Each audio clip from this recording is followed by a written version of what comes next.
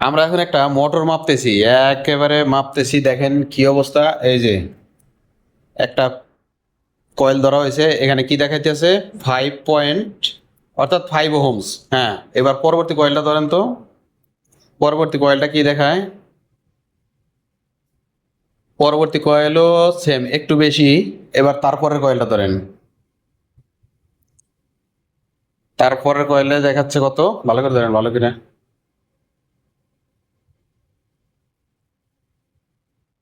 অর্থাৎ 2.23।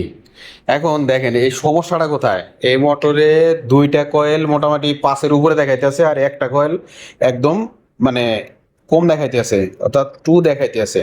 দেখেন সমস্যা হচ্ছে এই যে একটা কয়েল একেবারে কালো হয়ে গেছে, অর্থাৎ চলে গেছে।